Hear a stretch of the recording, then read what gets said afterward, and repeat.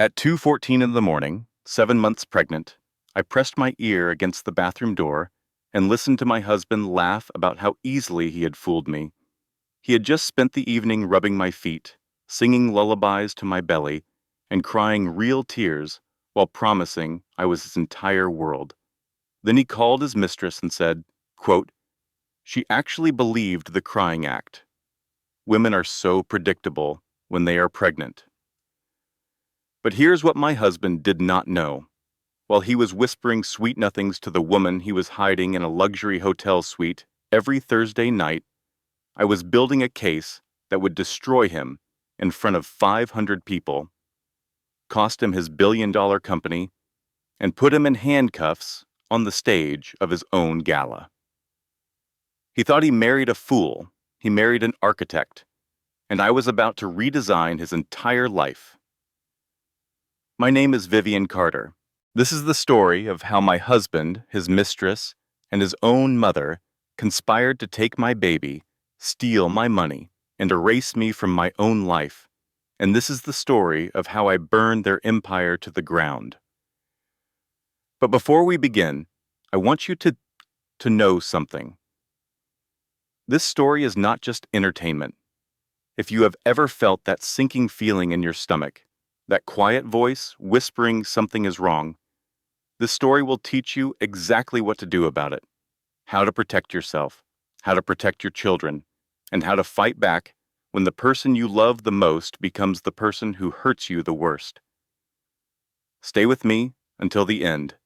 What happens at that gala will be the most satisfying thing you hear all week. Every single day, thousands of women around the world ignore the voice inside them that whispers something is wrong. They stay silent because they are afraid. They stay because they think they are not strong enough. They stay because someone they love has convinced them that the truth is not real. This story was written for them and for you. If you took something from Vivian's story today, a lesson, a feeling, a moment that made you think, please hit that subscribe button and turn on the notification bell so you never miss a story like this. Leave a comment below telling me, what would you have done in Vivian's shoes? And if you know someone who needs to hear this story right now, share this video with them. Sometimes a single story can change a life. Thank you for staying with me until the very end. That means more than you know. They say every woman knows, deep in her bones, beneath the layers of love and trust and hope. She knows. I knew the night my husband kissed my belly, whispered goodnight to our daughter, then drove to a hotel to meet the woman who wanted to replace us both. But I am getting ahead of myself. Let me start from the beginning. From the morning when everything still looked perfect, when I still believed in the life I thought we had built together. My name is Vivian Carter. I am 32 years old, 7 months pregnant, and until recently, I believed I was married to the love of my life. The penthouse smelled like fresh coffee and maple syrup that Tuesday morning. Nathan stood at the kitchen island in his tailored charcoal suit, flipping pancakes with the easy confidence he brought to everything he did. At 36, my husband was the kind of man other women noticed. Tall, broad-shouldered, with dark hair that curled slightly at his temples, and eyes the color of aged whiskey. He had built Carter AI from a dorm room idea into a $3 billion artificial intelligence company, and he wore that success like a second skin. "How are my two favorite girls this morning?" Nathan asked, sliding a plate of perfectly golden pancakes toward me. He reached across the counter and placed his hand on my belly, his fingers spread wide, as if trying to feel every movement our daughter made. "She is active today. She has been doing somersaults since 4 a.m., I said, pouring syrup over the stack. "I think she is training for the Olympics." Nathan laughed, that warm, rich sound that had made me fall in love with him 5 years ago at a technology conference where I was presenting my architectural designs for sustainable, smart buildings. He was the keynote speaker, a rising star whose company was revolutionizing how businesses used artificial intelligence. Our connection was instant. Within a year, we were married. Within 3, we had built a life that looked like a magazine cover. The penthouse on the 62nd floor, the weekends in the Hamptons, the charity galas where Nathan's hand rested on the small of my back like I was the only woman in the room. "I have a late meeting tonight," Nathan said, casually, scrolling through his phone. "New investor from Singapore wants to tour the lab. Do not wait up." Again? The word slipped out before I could stop it. This was the 3rd late meeting this week, the 5th this month. Nathan looked up, his expression shifting to gentle concern. "I know. It has been crazy lately. But once we close this funding round, things will calm down. I promise." He leaned across the counter and kissed me. A brief peck. Not the lingering kisses I remembered from our first years together. After Nathan left, I stood at the floor-to-ceiling windows, watching the city stretch out beneath me like a glittering map. I should have been happy. I had everything I had ever wanted: a successful career, a beautiful home, a baby on the way, and a husband who the world admired. But something had changed. Something I could not quite name. Nathan's warmth had cooled into polite distance over the past 4 months. His kisses became obligations rather than desires. The man who once could not wait to come home now found reasons to be anywhere else. I was loading the dishwasher when I noticed Nathan's jacket draped over the back of a chair. He had left in such a hurry he had forgotten it. As I picked it up to hang in the closet, a small receipt fell from the inside pocket. A florist on Madison Avenue. 2 dozen red roses.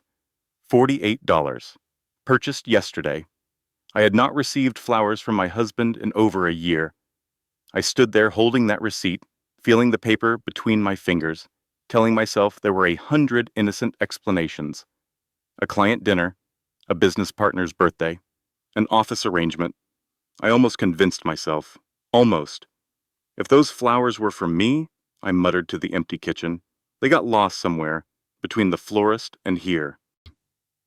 That evening, while Nathan was supposedly meeting his Singapore investor, I sat in our living room watching a documentary about marine life that I was not really seeing. My phone lay beside me, Nathan's location sharing still active from when we had set it up years ago. I had never checked it before, never felt the need. I picked up my phone. My thumb hovered over the app. Then my daughter kicked hard, right beneath my ribs, and I put the phone down. I was being paranoid. Pregnancy hormones. Anxiety about becoming a mother. Nathan loved me. He had cried with joy when we found out about the baby. He had called his mother Eleanor immediately, announced it to his entire company, and insisted we celebrate with a weekend at our favorite coastal resort. That was the man I married. The man with the late meetings and the secret flowers was someone I refused to see. Not yet. I wish I had checked that phone. I wish I had listened to the whisper that had been growing louder in the back of my mind for weeks. Because the truth was already there, waiting for me. And when I finally found it, it would nearly destroy everything I had. The laptop changed everything. It was a Thursday evening, exactly 1 week after I found the receipt. Nathan had left for another late meeting, this time something about a product demonstration for a corporate client. I was making chamomile tea when I noticed his personal laptop open on the kitchen counter. Nathan never left his laptop unattended. Never. It was password protected, encrypted, and usually locked in his home office safe when he was not using it. As I reached over to close it, a notification slid across the screen. A message from someone saved simply as the letter S, followed by a heart. The preview read, "Last night was incredible. I can still feel your hands on me. When can I see you again?" The words blurred as my eyes filled with tears. I gripped the edge of the counter so hard my knuckles turned white. My daughter tumbled inside me, as if responding to the surge of adrenaline flooding my body. With shaking hands, I grabbed my phone and photographed the notification before it disappeared. Then I closed the laptop, sat down at the kitchen table, and tried to remember how to breathe. Part of me wanted to call Nathan immediately, to scream and demand answers and release the pressure that was building in my chest like a bomb. But something held me back, an instinct older and smarter than my pain. If I confronted him now, with one screenshot and no context, he would explain it away. He would turn it around on me. He would make me feel crazy for asking. No, if I was going to face this, I needed to know everything. The next morning, I called the only person I could think of who could help. Margaret Chen, a friend from my law school days, now a partner at a prestigious firm downtown. I had spent 2 years in law school before switching to architecture, and Margaret had become my closest confidant from that chapter of my life. She listened without interrupting as I described the receipt, the late nights, the changed passwords, and the message on the laptop. "You need a private investigator," Margaret said firmly. "Someone discreet, thorough, and experienced with high net worth cases. I know exactly who to call." That is how I met Grace Morrison. Grace was 48, a former FBI agent who had spent 15 years in the Bureau's white-collar crime division before opening her own investigation firm. She was tall, lean, with silver-streaked dark hair, pulled back in a no-nonsense ponytail, and eyes that seemed to catalog everything they saw. She wore simple clothes, drove a nondescript gray sedan, and radiated the kind of quiet authority that made you want to tell her everything. We met at a coffee shop, far from Nathan's usual haunts. Grace ordered black coffee and got straight to the point. "Tell me everything," she said. "Start with when you first felt something was wrong." I told her about the gradual changes over the past 4 months, the cooling affection, the late nights, the new cologne, the locked phone, the receipt, the message. Grace took notes in a small leather notebook, her handwriting precise and economical. When I finished, she looked at me with an expression I would come to recognize as her default state, compassionate but unflinching. "Mrs. Carter, I have been doing this for 20 years. The men who leave their laptops open, they want to get caught. It is a power move. He wants you to know he has options. He just does not want to be the one to say it out loud." The idea that Nathan had left that laptop open deliberately made my stomach turn. "You think he did it on purpose?" "I think men who build billion-dollar companies do not leave encrypted laptops lying around by accident. But that is just my gut. Let me get you facts."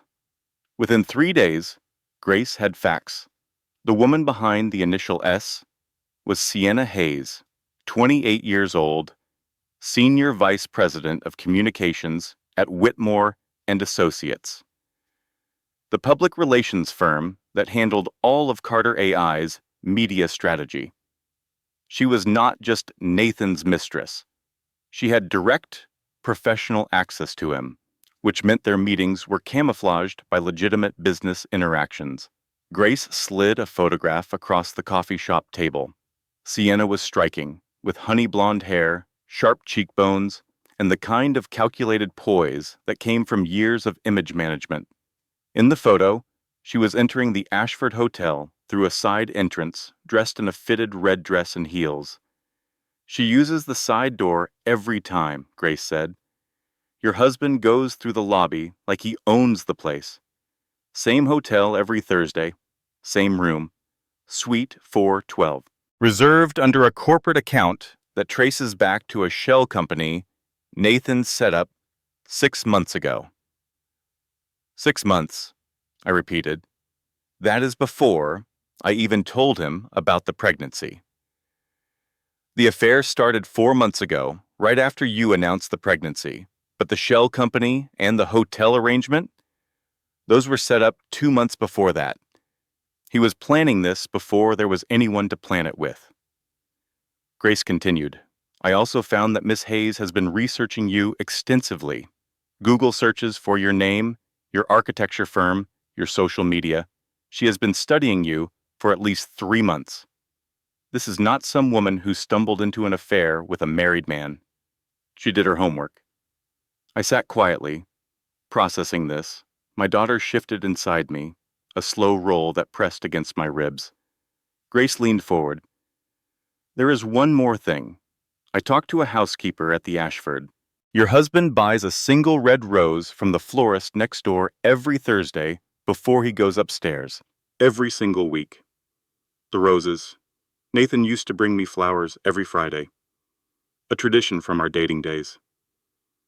He stopped over a year ago, saying he was too busy for those kinds of things. Apparently, he was only too busy when it came to me. Grace studied my face. What do you want to do? I want to know everything, I said. Every detail, every meeting, every lie he has told her about me. And when I have enough, I want to confront them both, on my terms. Grace nodded, and something that might have been respect flickered in her eyes. Your husband books the same hotel room every Thursday like it is his subscription service. Same hotel, same room, same florist. He is not having an affair. He is running a logistics operation. If he put this much planning into his business, the company would be worth $10 billion. Despite everything, I almost laughed. Almost. I will have a full report for you within 2 weeks, Grace said, standing and leaving a 20 on the table. In the meantime, act normal. Do not change your behavior. Do not check his phone. Do not ask questions. Let him think he is smarter than you. Men like your husband always underestimate the woman they are betraying. That is going to be his biggest mistake. I drove home that afternoon with a strange clarity settling over me. The uncertainty was gone, replaced by something harder and more focused. I did not know yet how deep Nathan's deception went. I did not know about the financial schemes, the custody plans, or the conspiracy that reached all the way into his own family. Those horrors were still waiting for me, but I knew one thing with absolute certainty. I would not be a passive victim in this story. Whatever came next, I would face it standing up. Over the next 2 weeks, I became an actress in my own life. Every morning, I smiled at Nathan across the breakfast table. Every evening, I asked about his day with practiced interest. I attended my prenatal yoga classes, met with the nursery designer, and had polite dinners with my husband when he bothered to come home. I was playing the role of unsuspecting wife so convincingly that I sometimes frightened myself. Meanwhile, Grace's reports arrived like dispatches from a war zone. The affair followed a rigid pattern. Every Thursday at 6:30, Nathan left his office. He stopped at the florist for a single red rose. He arrived at the Ashford Hotel by 7. Sienna entered through the side door 15 minutes later. They stayed for exactly 2 hours. Then they left separately, Nathan returning home to shower and climb into bed beside me, as if nothing had happened.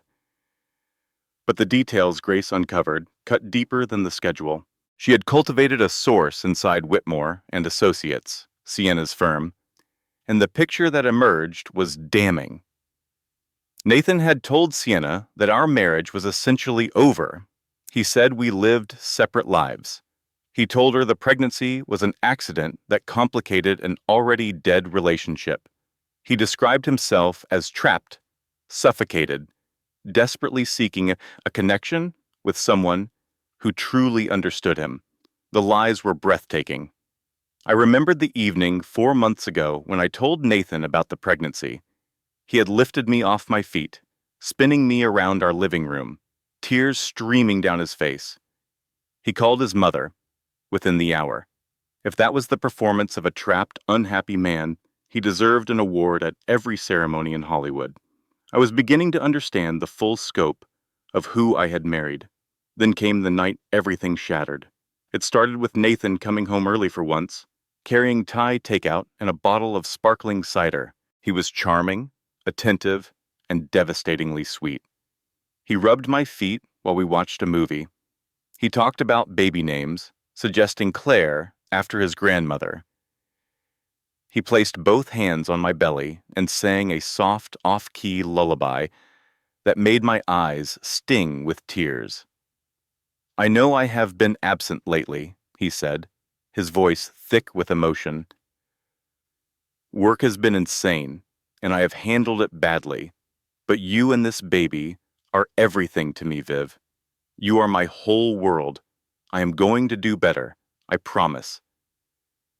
He looked directly into my eyes as he said this, and I saw tears glistening in his. Real tears. And despite everything I knew, despite the photographs and the hotel receipts and the messages, something inside me wavered. What if I was wrong? What if Grace's evidence had innocent explanations?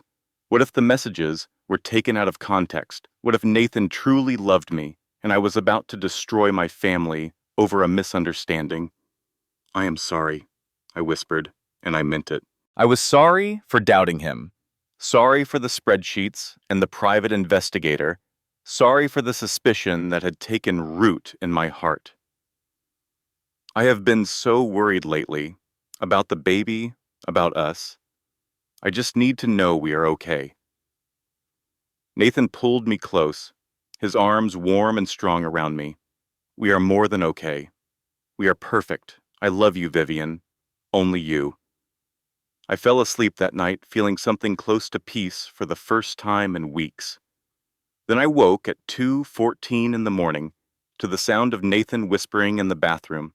I lay perfectly still, my heart hammering so loudly I was certain he could hear it through the wall. His voice was low, intimate, carrying the kind of warmth he had shown me just hours earlier. "She does not suspect anything. I handled it perfectly. The whole crying routine, the foot rub, all of it. She actually apologized to me. I almost felt bad." He laughed softly. "Almost. I will see you Thursday, baby. Wear that blue thing I bought you." I pressed my hand over my mouth to keep from making a sound. My daughter kicked hard, as if she could feel the earthquake happening inside me. I slid down the wall outside the bathroom door and sat on the cold tile floor in the darkness. 7 months pregnant. In the home I thought was built on love. Listening to my husband laugh about how easily he had manipulated me into apologizing for catching him in a lie. That is called gaslighting. And until you have experienced it, you cannot understand how it hollows you out.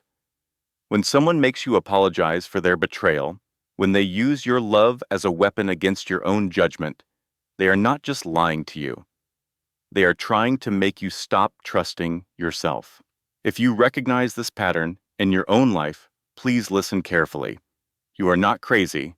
You are not oversensitive. You are not imagining things.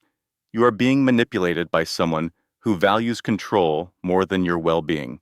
The National Domestic Violence Hotline is 1-800-799-7233. Call them. They understand exactly what you are going through. Nathan came back to bed at 2:30, smelling like mouthwash and self-satisfaction. He curled against me and murmured, "I love you," against my shoulder. I stared at the ceiling until dawn. The next morning, Nathan kissed me goodbye with the easy smile of a man who believed he had won. I smiled back. I told him I loved him. I waved as he walked to the elevator. Then I sat down at my desk and called Grace. "I need to see them together," I said. "This Thursday, at the hotel. I want to be there."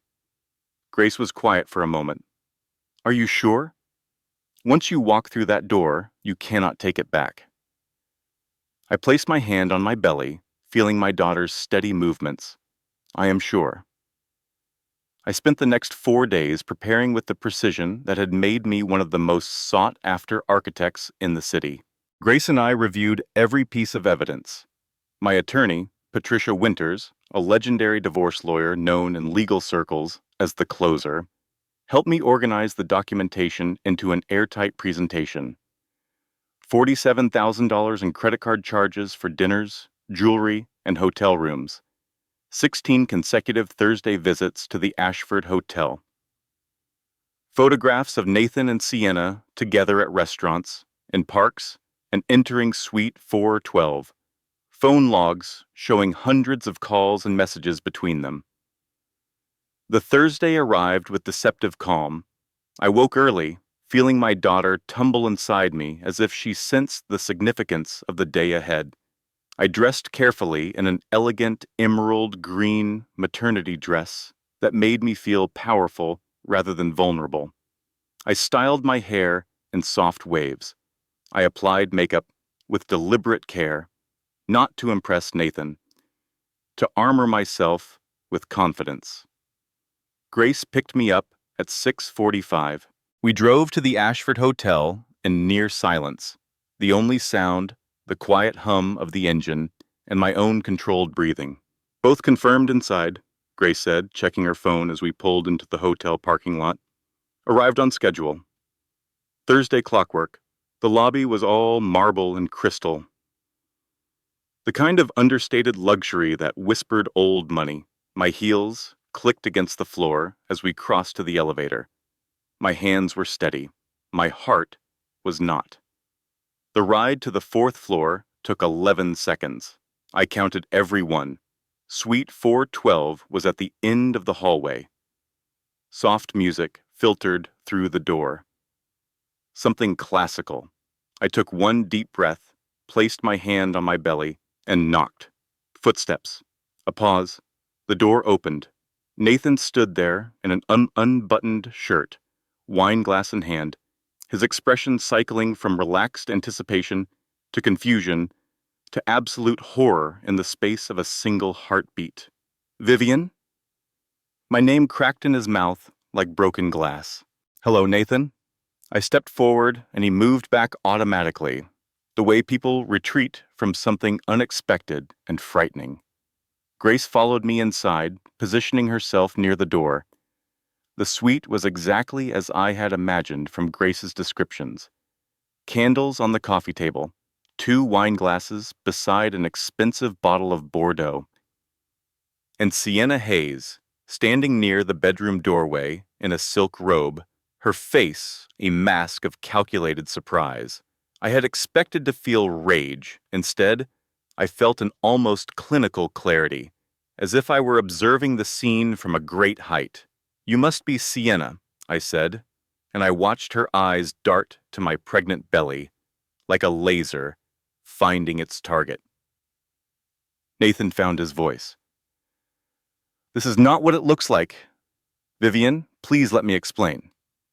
Nathan, I have $47,000 in credit card receipts, 16 weeks of hotel records, and over 300 photographs. I know exactly what this is.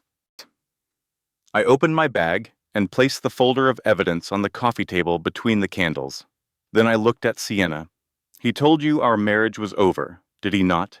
That we lived separate lives, that the pregnancy was an accident, an unfortunate complication. Sienna's composure cracked for just a moment. He said you were separated. 4 months ago, when this affair began, Nathan spun me around our living room, crying with joy about becoming a father. He called his mother to share the news. We spent a weekend celebrating at the beach. Does that sound like a man trapped in a loveless marriage? I turned back to Nathan. I am not here to fight over you. You are not a prize. You are a disappointment. I am here so your mistress can see the belly of the woman whose life she helped destroy.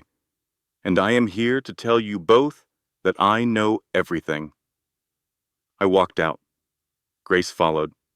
We rode the elevator down in silence. In the car, I finally exhaled. I called Patricia on speaker. I did it. I confronted them both. I have everything documented. It is over. Grace glanced at me from the driver's seat. Her expression was not celebratory. Mrs. Carter, I need to tell you something.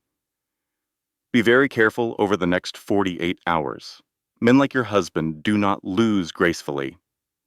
The most dangerous moment in any relationship is when the person with power realizes they are about to lose it. I appreciated the warning, but in that moment, sitting in the passenger seat with the city lights streaming past. I felt something I had not felt in months. Control, strength, certainty. I should have listened to Grace.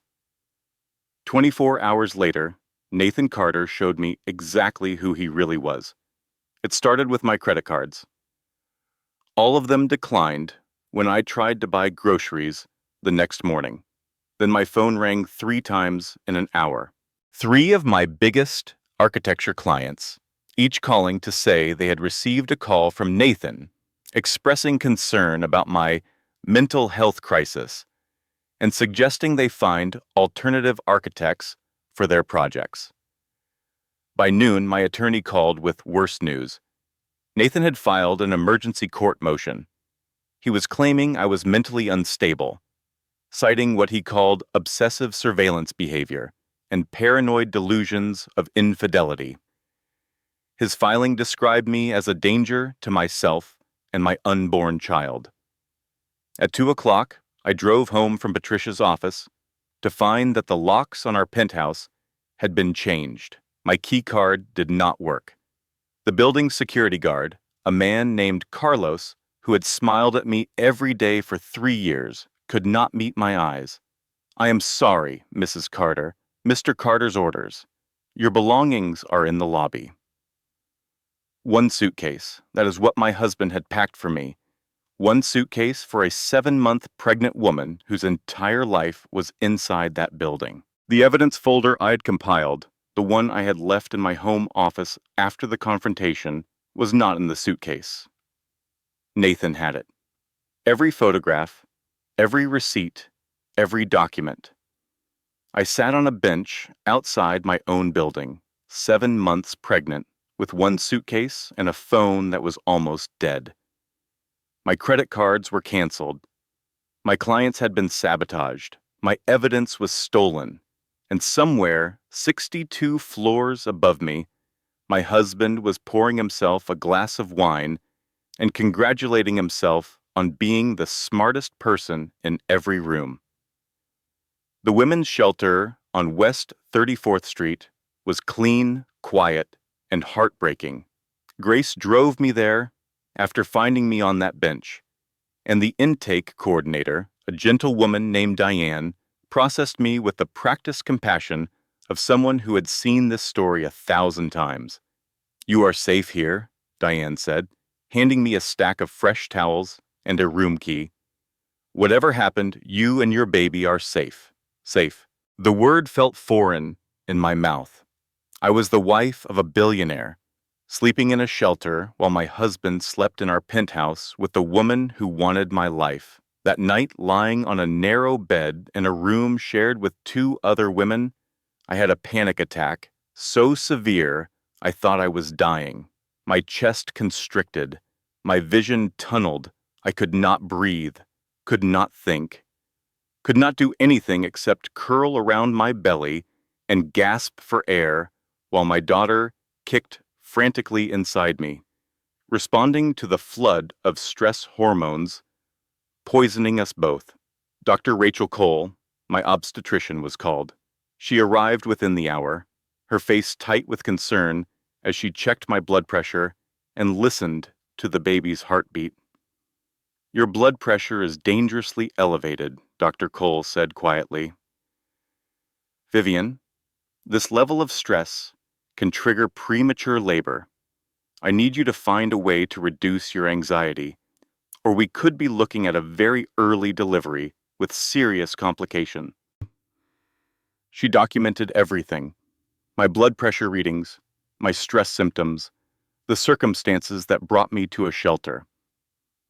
I did not know it then, but Dr. Cole's careful documentation would become critical evidence later. The next morning brought the second catastrophe. A process server arrived at the shelter at 8:15 a.m. He handed me a thick envelope with the kind of apologetic expression that suggested he knew exactly how devastating its contents were. Nathan was seeking full custody of our unborn daughter. The filing was brutal. It described me as homeless, financially unstable, and psychologically unfit to serve as primary caregiver. It included a psychiatric evaluation from a Dr. William Hargrove, a doctor I had never met, never spoken to, and certainly never been evaluated by. This fabricated evaluation described me as suffering from severe paranoid ideation and delusional jealousy that posed a risk to my child. Attached was a sworn statement from Eleanor Carter, my mother-in-law, a woman who had smiled at me across holiday dinner tables for 5 years, who had held my hand during my first ultrasound, who had helped me pick out nursery furniture just 2 months ago. Her statement described me as increasingly erratic, emotionally volatile, and potentially dangerous to herself and her unborn child. The entire family had turned against me, coordinated, choreographed, like a military operation designed to take everything I had left.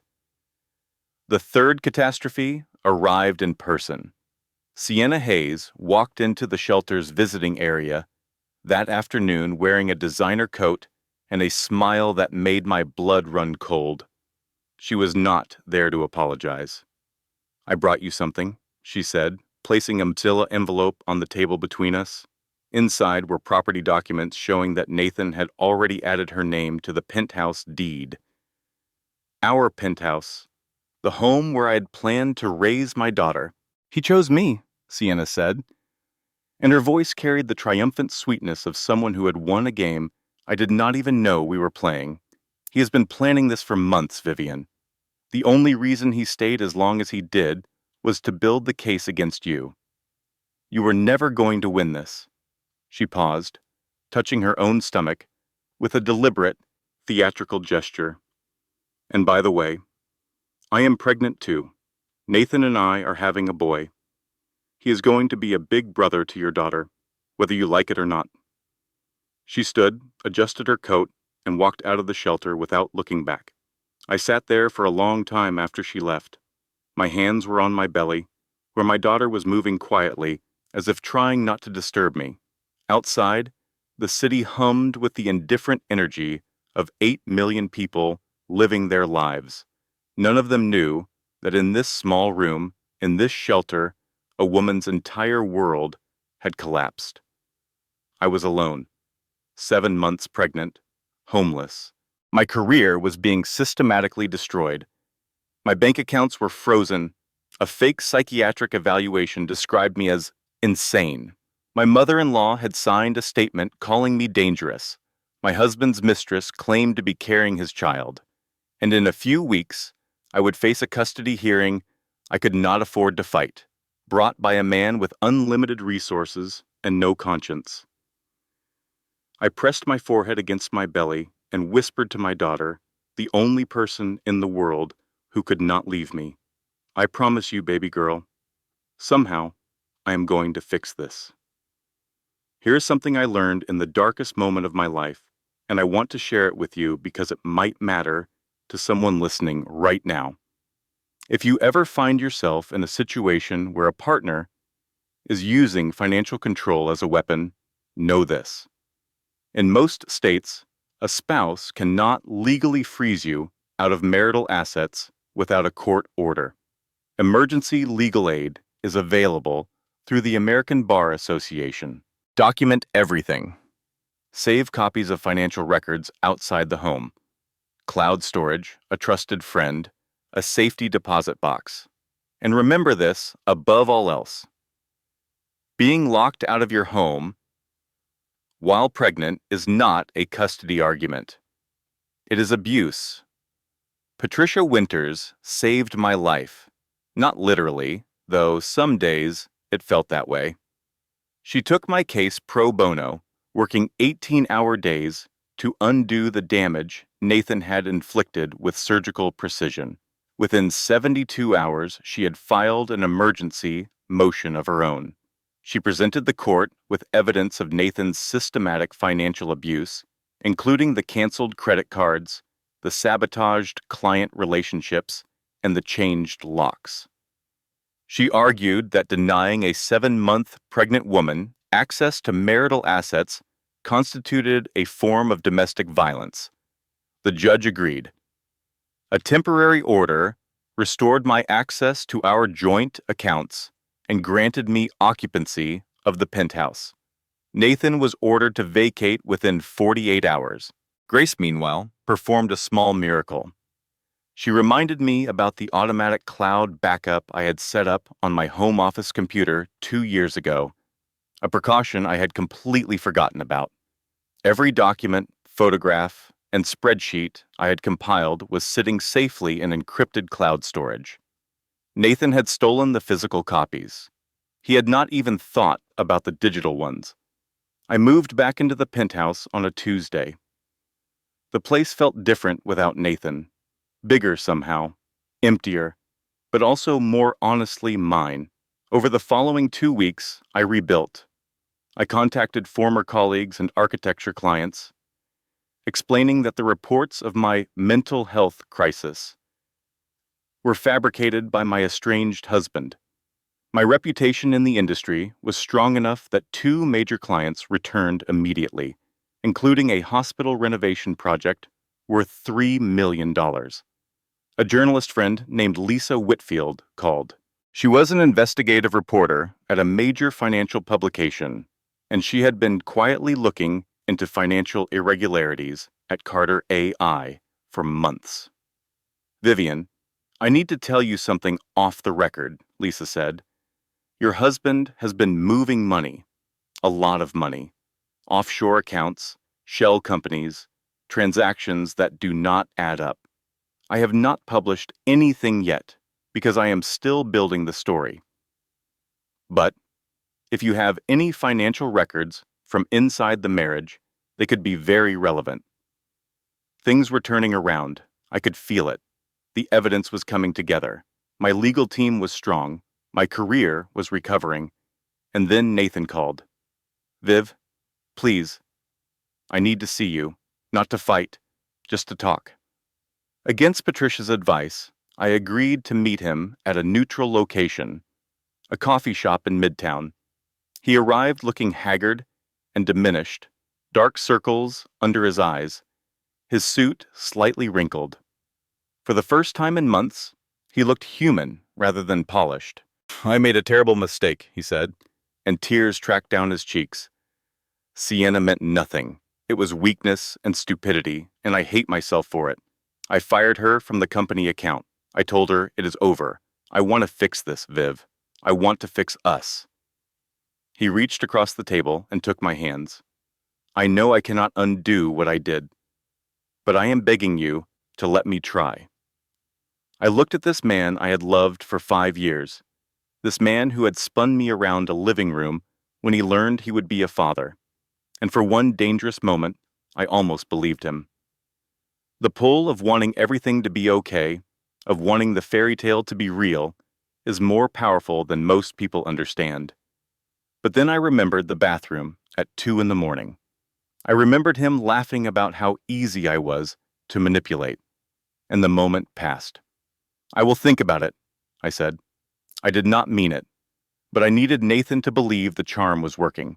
I needed him off balance while Patricia built our case. The next court hearing destroyed everything. Nathan's legal team came prepared with weapons I had not anticipated.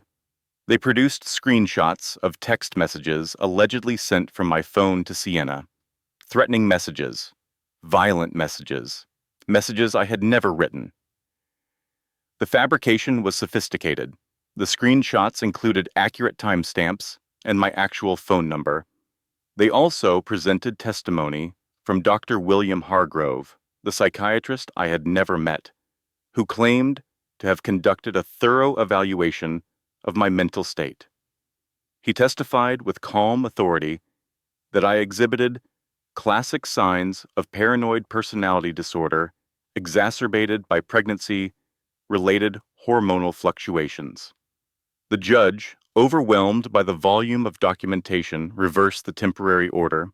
My access to the accounts was frozen again. Nathan's attorney, a slick man in an Italian suit, announced to the courtroom that they would be seeking full custody at the formal hearing in 3 weeks. See, I sat in Patricia's office afterward, staring at the wall. He fabricated those texts, I said. He hired a fake psychiatrist.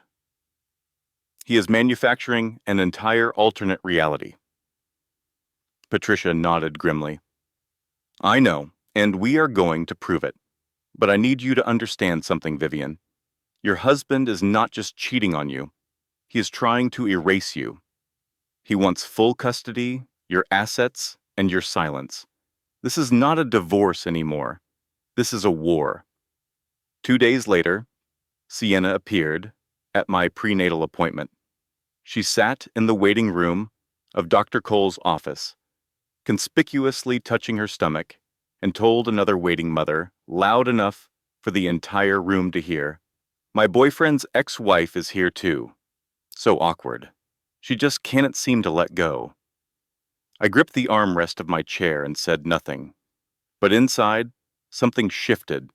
The last trace of grief burned away, replaced by something harder and more useful. Rage. The invitation to dinner at Eleanor Carter's estate arrived on a Wednesday. Hand-delivered. Cream-colored cardstock with embossed lettering. A family dinner to discuss the baby's future, it read. Grace advised against going. Patricia advised against going. Every rational part of my brain advised against going. But I went anyway, because I needed to look these people in the eye and understand exactly what I was fighting. Eleanor Carter's home was a Georgian mansion in Greenwich, Connecticut. All manicured hedges and old money restraint. I had spent 5 years of holidays in this house, sitting at the mahogany dining table, drinking from the crystal glasses, pretending I did not notice Eleanor's subtle jabs about my middle-class background and state school education. I arrived at 7. Nathan met me at the door, avoiding my eyes. The dining room was candlelit and beautiful. The table set for 6. Nathan sat at the head, Eleanor at the foot. Nathan's father, Richard, was absent as usual, lost somewhere in his wine cellar or his studied indifference to his family's cruelty. And there, sitting in the chair that had been mine for 5 years of Thanksgiving dinners and Christmas Eves, was Sienna Hayes. She wore a cream-colored dress and a serene smile, her hand resting on her stomach in a gesture that had become her signature performance. She did not stand when I entered. She did not acknowledge me at all, except to take a slow sip of sparkling water and exchange a glance with Eleanor that communicated everything I needed to know. This dinner was not about the baby's future. It was about mine. Eleanor spoke first. Vivian, thank you for coming. We need to discuss the transition. Sienna will be Nathan's wife by spring. We need to ensure the baby has a stable home, which means understanding what that home will look like. The transition. As if my marriage, my life, my daughter were items on an agenda to be managed. The baby's home will be with me, I said quietly. Her mother. Eleanor smiled the way a cat smiles at a mouse.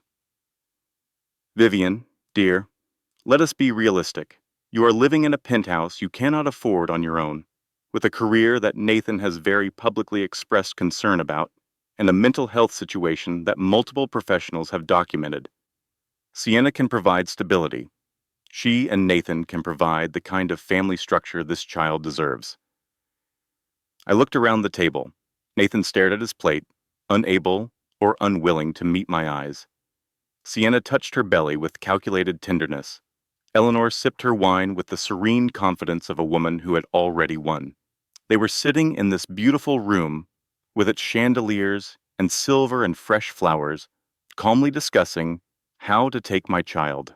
Nathan, I said, my voice steady, despite the earthquake inside me. Are you going to say anything? Are you going to sit there while your mother plans to take our daughter away from me? Nathan looked up. For just a moment, I saw something flicker in his eyes. Shame, maybe, or the ghost of the man I thought I married. Then Eleanor placed her hand on his arm, and whatever he had been about to say died in his throat. I think this is for the best, Viv, he said quietly. I know it does not feel that way right now, but someday you will understand. The room tilted, the candles blurred. I felt a sudden sharp pain low in my abdomen, followed by a warm rush of fluid down my legs. Something is wrong, I whispered. My water had broken. 7 weeks early. The next hour was chaos. Eleanor called 911 with surprising efficiency. Nathan hovered, pale and useless. Sienna sat frozen at the table, her performance finally interrupted by something she had not scripted. When the paramedics arrived, Nathan tried to ride in the ambulance. I found my voice, loud and clear, despite the contractions rolling through me like waves. Do not touch me. Do not you dare touch me. Grace, who had been parked outside the estate as a precaution, rode with me instead. She held my hand the entire way, her grip steady and sure. You are going to be okay, Grace said. You and your daughter are both going to be okay. Clara Rose Carter was born at 11:47 that night. 5 pounds, 2 ounces, tiny and perfect, and screaming with a ferocity that made every nurse in the delivery room smile. She had dark hair like her father and her mother's stubbornness. She gripped my finger with a fist the size of a walnut, and I knew in that moment that I would burn the entire world down before I let anyone take her from me. Grace stood by the window, watching me hold my daughter for the first time. She has got your eyes, she said, her voice softer than I had ever heard it. And your determination. She has been in the world for 10 minutes, and she already looks like she is planning something. Definitely your daughter. I laughed through my tears. Then I looked at Grace with an expression that made the former FBI agent straighten up. No more defense, I said. No more reacting. It is time to take Nathan Carter apart. The hospital room became my war room. Patricia visited daily with legal updates. Grace came with intelligence reports. Lisa Whitfield, the journalist, sent encrypted files about Carter AI's financial irregularities. And Dr. Cole documented every aspect of my premature delivery, building a medical record that directly linked my pregnancy complications to the stress caused by Nathan's campaign of abuse. But the weapon that changed everything walked through my hospital door on a Sunday afternoon. Brooke Carter, Nathan's 29-year-old sister. She wore no makeup. Her eyes were red from crying, and she carried a small USB drive that she placed on my bedside table like an offering. I cannot do this anymore, Brooke said, her voice breaking. I have been watching my brother destroy you for months. I kept telling myself it was not my business, that marriages are complicated, that there were two sides to every story. But there are not two sides to this, Vivian. There is the truth, and there is what Nathan wants people to believe. She sat down heavily in the chair beside my bed. Clara was sleeping in her bassinet, tiny fists curled beside her face. That USB drive has everything, Brooke continued. I started recording Nathan 3 months ago, after I overheard him on the phone bragging about how he was going to take full custody of the baby and push you out completely. He was laughing, Vivian, laughing about the fake psychiatric evaluations, laughing about changing the locks. He said, and I am quoting him exactly, she actually believed the crying act. Women are so predictable when they are pregnant. I felt the blood drain from my face as you recorded him. Audio recordings from his home office and his car.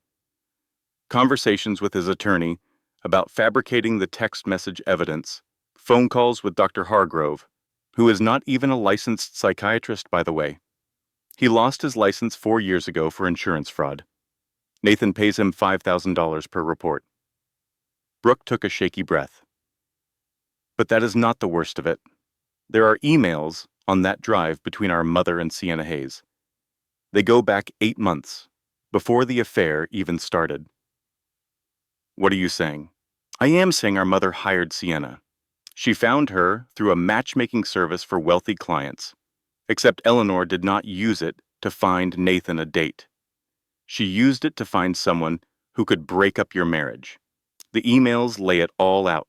Eleanor offered Sienna $200,000 to seduce Nathan away from you. She has always hated you, Vivian. She thought you were beneath our family. The pregnancy made it worse because it meant you were permanent. The room was very quiet. Clara stirred in her sleep.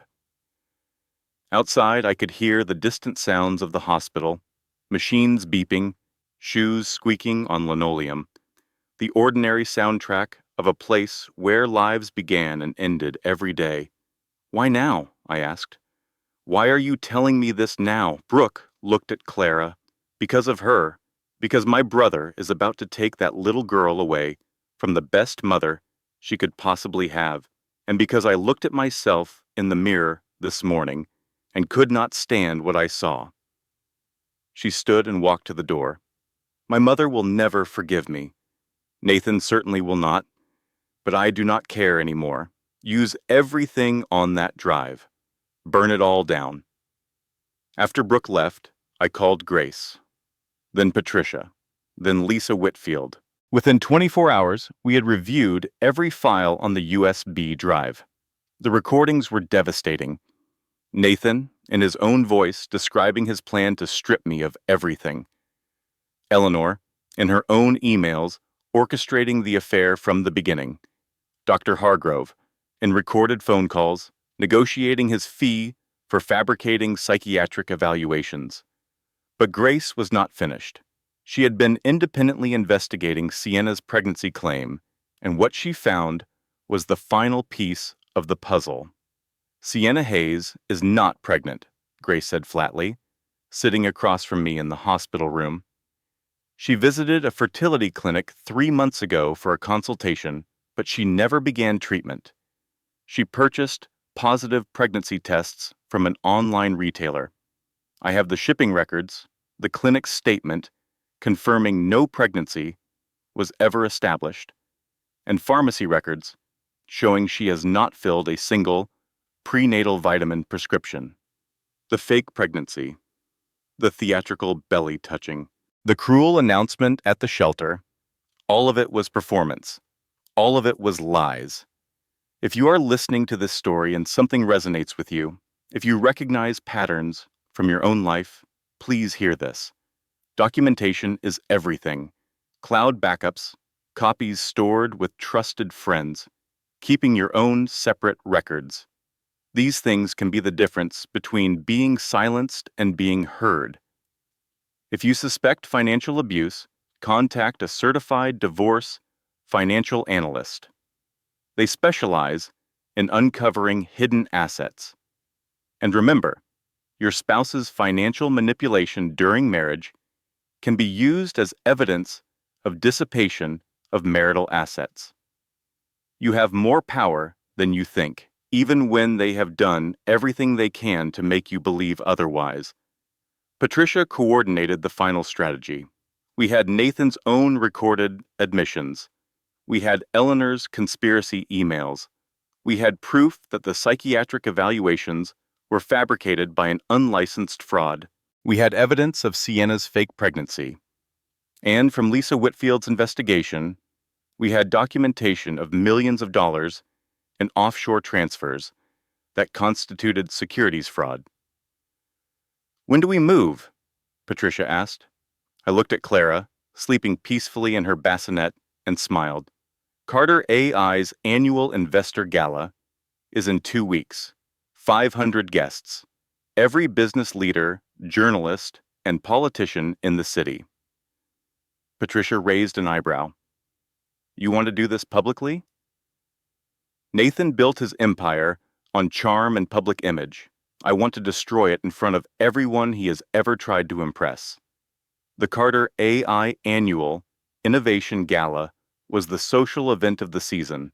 500 guests filled the grand ballroom of the Metropolitan Grand Hotel, a glittering assembly of tech executives, venture capitalists, politicians, and media personalities.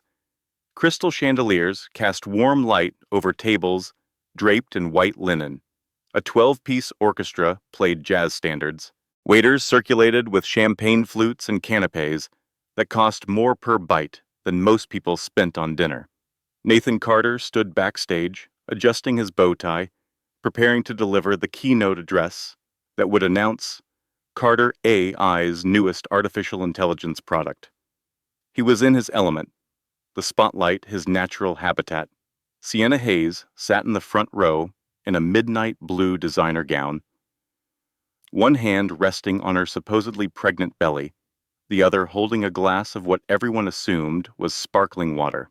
Eleanor Carter sat beside her, beaming with the satisfaction of a woman who believed her plan had succeeded perfectly. I was not in the ballroom. Not yet. I was in a private suite on the hotel's third floor with Grace, Patricia, Lisa Whitfield, and a team of federal agents who had been very interested in the financial evidence we had provided to the SEC 3 days earlier. A small monitor showed the live feed from the ballroom. Nathan took the stage to thunderous applause. "Ladies and gentlemen," Nathan began, his voice carrying the polished confidence of a man who had never been told no. "Thank you for joining us tonight to celebrate the future of artificial intelligence." He spoke for 12 minutes about innovation, vision, and the transformative power of technology. He was brilliant, charismatic, persuasive, every word crafted to inspire confidence and open wallets. He finished to a standing ovation. The screens behind him displayed the Carter AI logo, sleek and futuristic. Then the screens changed. The Carter AI logo dissolved into a photograph. Nathan and Sienna at the Ashford Hotel. Then another. Nathan buying roses at the florist. Then another. Sienna entering through the side door. The photographs cycled slowly, each one clear and undeniable. The applause died. 500 people stared at the screens in confused silence. Patricia Winters walked onto the stage from the wings, her heels clicking against the polished floor. She was dressed in a charcoal power suit, her silver hair swept back, her expression carrying the calm authority of a woman who had never lost a high-profile case. "Good evening," Patricia said into the microphone. "My name is Patricia Winters, and I represent Vivian Carter and her divorce from Nathan Carter. I apologize for interrupting, but there are some matters that require immediate public attention." Nathan lunged for the microphone. "What is this? Get off the stage. Security." Patricia ignored him. She pressed a button on the remote in her hand, and the screens changed again. This time, they showed a series of documents: financial records, bank transfers, offshore account statements.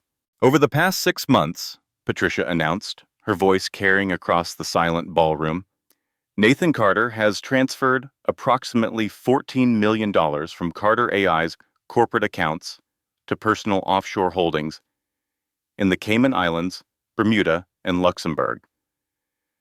These transfers were made without board approval, without investor knowledge, and in direct violation of federal securities regulations." The room erupted in murmurs. Nathan's face drained of color. Patricia pressed another button. The screens displayed the emails between Eleanor Carter and Sienna Hayes. These communications, obtained from a family source, document a conspiracy between Nathan's mother, Eleanor Carter, and his mistress, Sienna Hayes. They show that Eleanor Carter recruited and paid Sienna Hayes $200,000 to initiate a romantic relationship with Nathan for the express purpose of destroying his marriage to Vivian Carter, whom Eleanor considered socially beneath the Carter family. Eleanor stood abruptly, knocking over her champagne glass. "This is outrageous. This is defamation. Nathan, do something."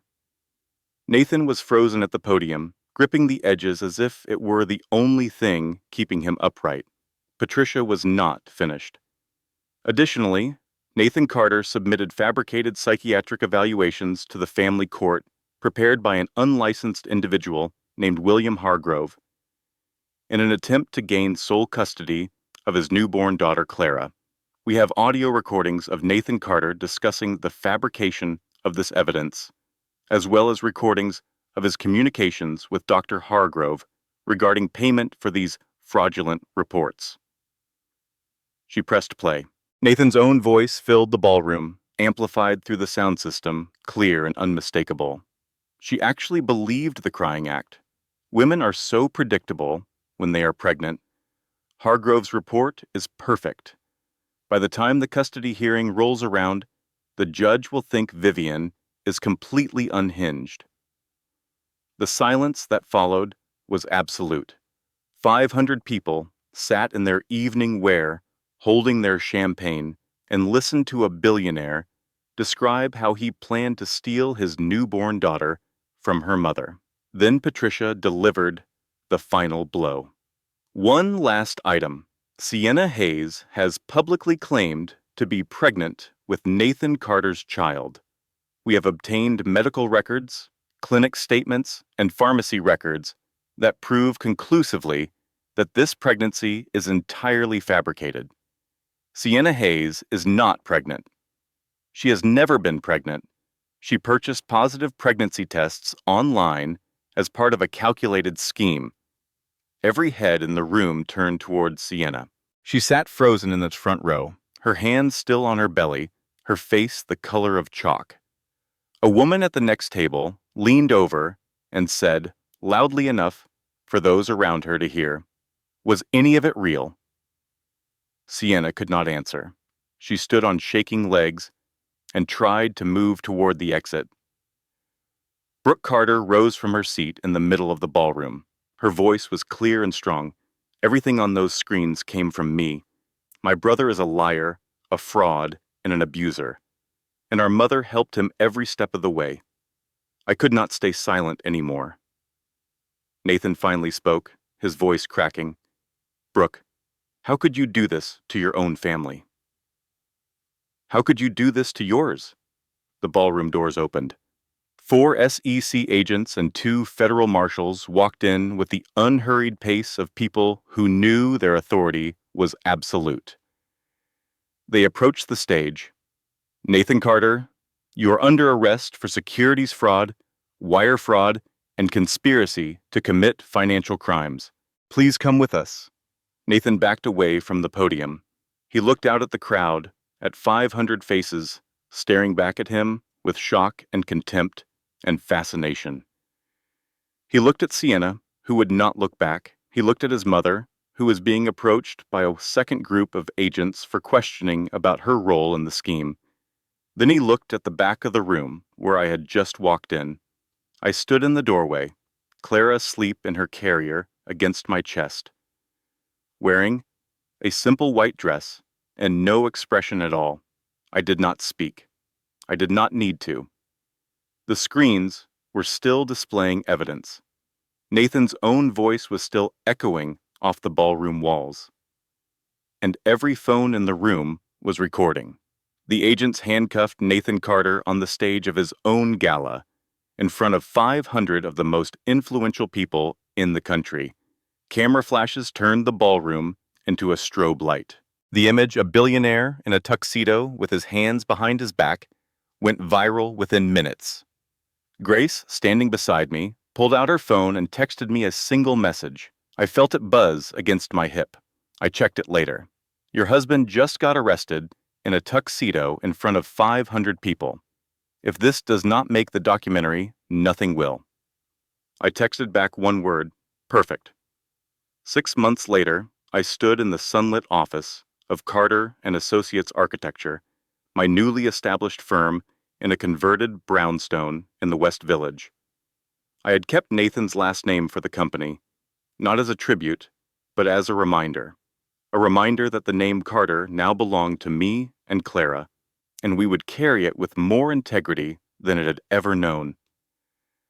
Clara sat in a bouncy chair beside my desk, 6 months old and already showing the kind of alert, observant temperament that made Grace joke she would make an excellent investigator someday. She had her father's dark curls and her mother's brown eyes, and a disposition that alternated between angelic calm and ferocious determination. The divorce was final. Patricia Winters had earned her reputation. The settlement gave me the penthouse, which I immediately sold because some places carry too many ghosts. I received 60% of the marital assets not frozen by federal investigators. I received full sole custody of Clara, with Nathan granted supervised visitation twice a month.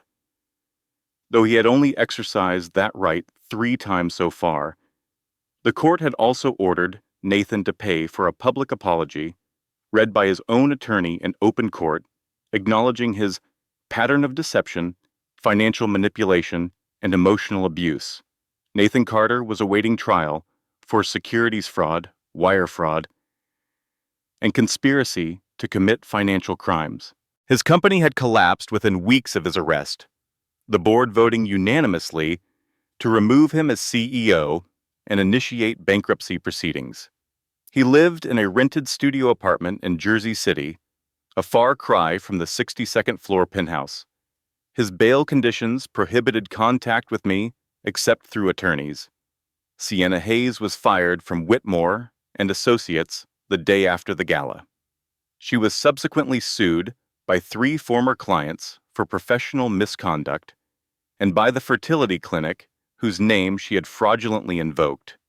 Her fake pregnancy became a national news story, the subject of think pieces about deception and entitlement. Last I heard, she had moved to a different state. I did not care enough to find out which one.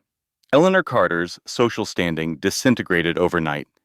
She was removed from 2 charity boards, expelled from her country club, and publicly condemned by the very society she had spent decades cultivating. The investigation into her role in the financial conspiracy was ongoing. She and Nathan no longer spoke, though whether that was by choice or by legal advice, I did not know. And Brooke, beautiful, brave Brooke, who had risked everything to do the right thing. She had started her own technology consulting firm, funded by investors who had fled Carter AI and recognized her talent.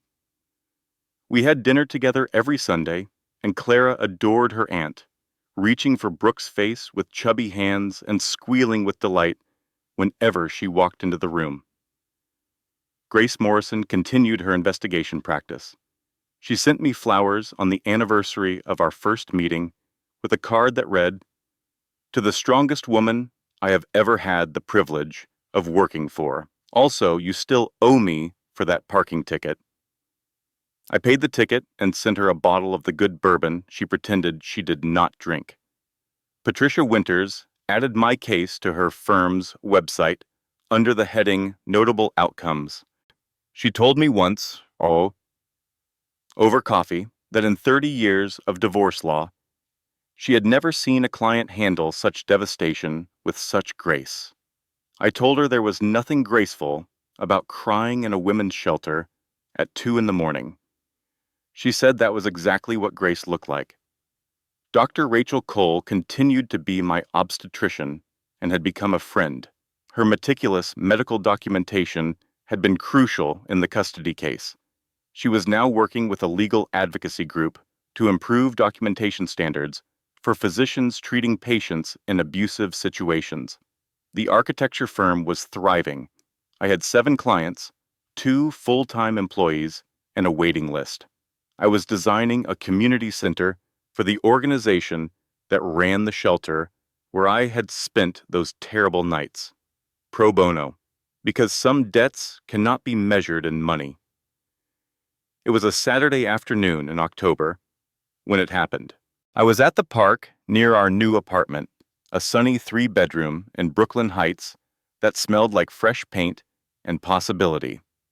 Clara was in her stroller, wearing a ridiculous bear hat that Grace had bought her, babbling at pigeons with the intensity of someone delivering an important speech. A young woman sat down on the bench beside me. She was in her late 20s, visibly pregnant, maybe 5 or 6 months along.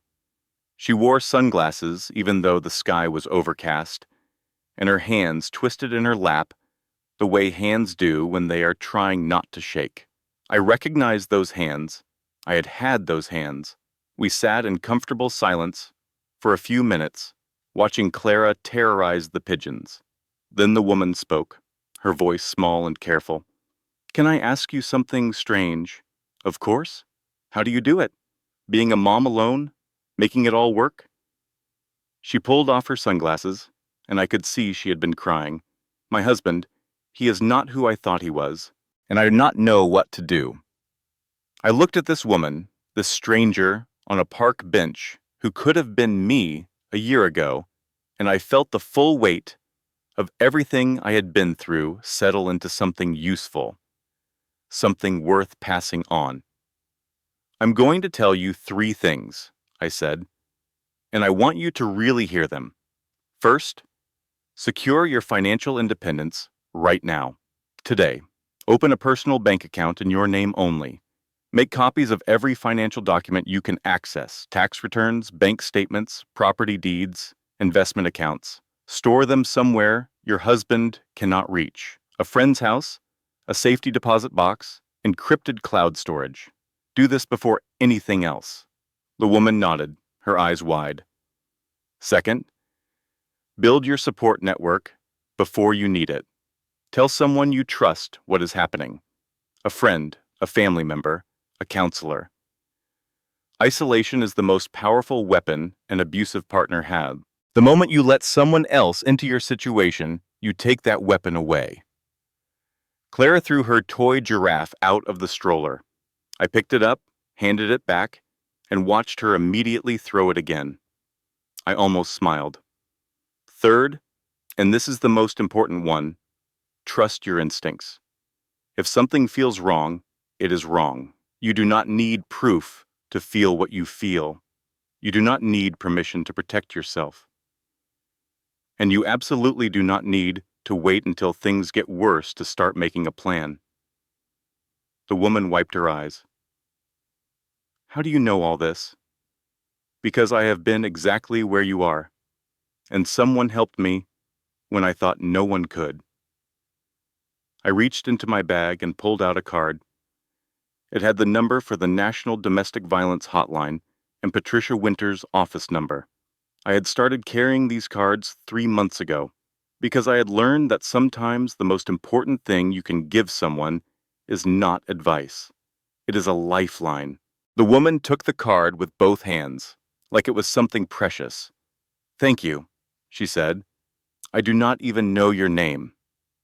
"Vivian," I said, "and you do not need to know my name to know that you are going to be okay. Because you are sitting on this bench, asking these questions, which means you have already started fighting. And that is the hardest part." She stood, tucked the card carefully into her pocket, and walked away. I watched her go, hoping she would make the call, hoping she would find her own version of Grace and Patricia and Brooke, hoping she would discover the strength that was already inside her, waiting to be needed. Clara threw the giraffe again. This time it landed on my lap. She looked at me with her big brown eyes and grinned, a drooly, toothless, luminous grin that contained every good thing in the world. "You and me, kid," I said, tucking the giraffe back into the stroller. "We are going to be just fine." They say every woman knows. Deep in her bones, beneath the layers of love and trust and hope, she knows. But knowing is not enough. It is what you do with what you know that defines who you become. I chose to fight.